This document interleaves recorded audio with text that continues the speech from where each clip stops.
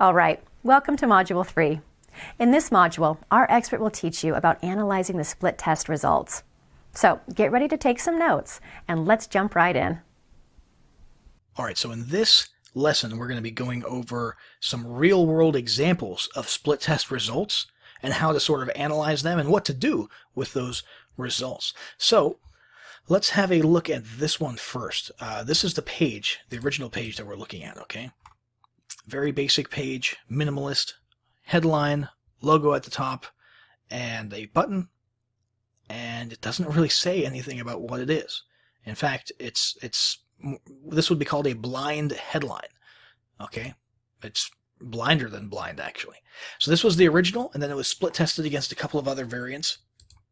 And let's have a look here. So variation, let's see here. Let's make sure I got that right. This is the original. Variation A. They're out of order in that line there. Okay, that's the original. That makes more sense. So this is the original, and it has a little bit of information about the product. Variation B presumably was the blind one. Yep. And variation C was sort of similar to variation A, but the main headline was a little bit smaller, but with more text in it. So start making money online with 200 plus free video lessons. Start making money online with our Internet Marketing Academy. So this one has a little bit more detail in it. Let's have a look at what actually was the winner. So variation A, as many of us probably could have guessed, did in fact do a little bit better. It had the highest rate. It was 44.7% conversions. So out of 47 visitors to that variation, 21 of them converted, and that's a pretty solid conversion rate. And there's not much of a difference, though, between that, surprisingly, and the blind one. Whereas this one here, surprisingly, did the worst, 30%, 11.5% less.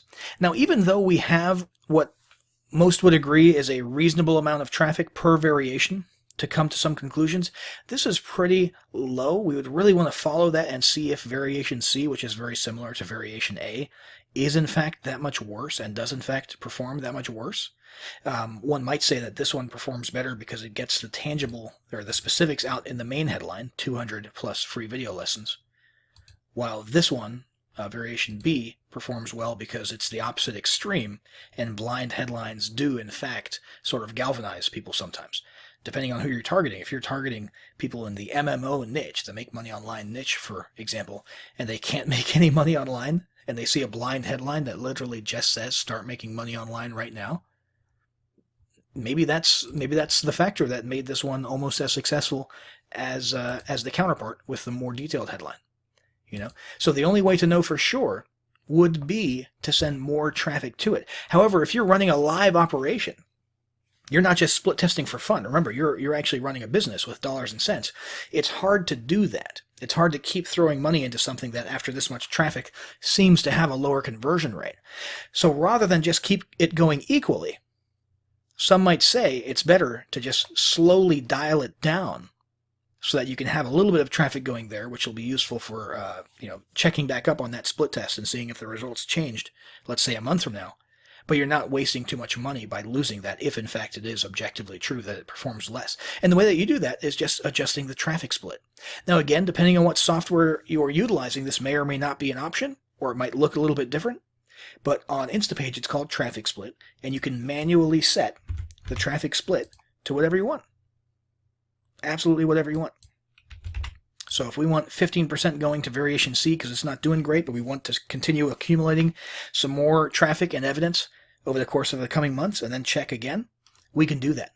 But because these ones are making us the highest number of leads or the highest amount of money right now, we want most of our traffic going there at the moment. Does that kind of make sense? Now let's have another look at a similar real-world example here.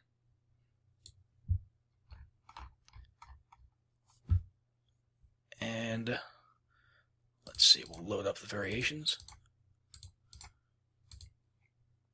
Okay, so as you can see, there's a pretty significant difference between these. There's no neck and neck like on the previous example.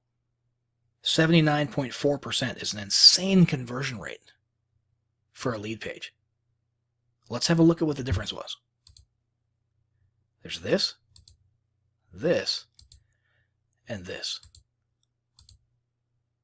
You'll notice the headline is the same. The size of the box might change a little bit, you know, the text is a little bit wider in that one, but the headline's the same in all of these. The subheadline is exactly the same. And the button is exactly the same. Now this is what's called a bridge page. Okay, so this is a lead page where you capture a lead, but what you're really pitching is a video.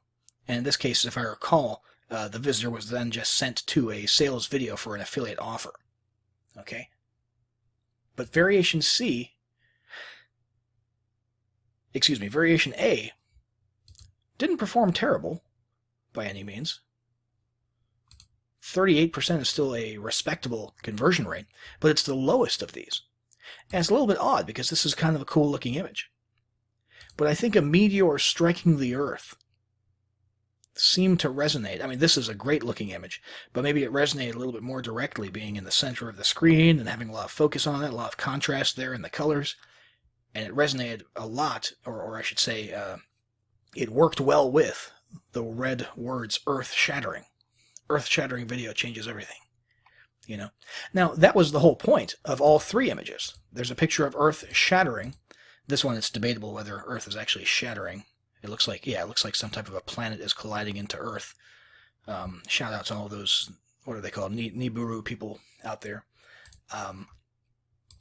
But for some reason, this one was astronomically more popular. And here's the deal. When you're analyzing split test results, you're not always going to have an answer. You're not always going to have a why. You know, you're not always going to be able to understand why this one. And honestly, many of the people who come to the page won't be able to tell you why.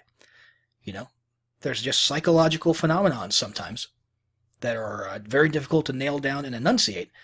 Your job, however, unless you're a research scientist or something, isn't necessarily to worry and stress out about the why. What you're interested in is the what. And the what in this case is that you're going to get 80%. 8 out of 10 of the people who you send to this variation right here are going to opt in. So let's definitely use that variation more. Does that kind of make sense? So we would want to take, you know, we talked about dialing it down and dialing it up. We would probably call this one good. It's a lot of traffic, huge difference in conversion, same traffic source for all these pages. You know, one traffic source to one landing page with 3 variations.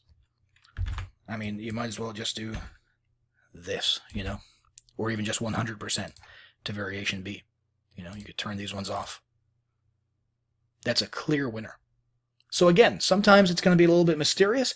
Don't stress out too much about the why, although the why can be useful for future endeavors. So if you can enunciate it and can nail it down, then by all means do so. But don't stress out about it too much because you don't really need to know the why. You just want to know which one's performing best and put all of your marketing efforts into that one from that point forward.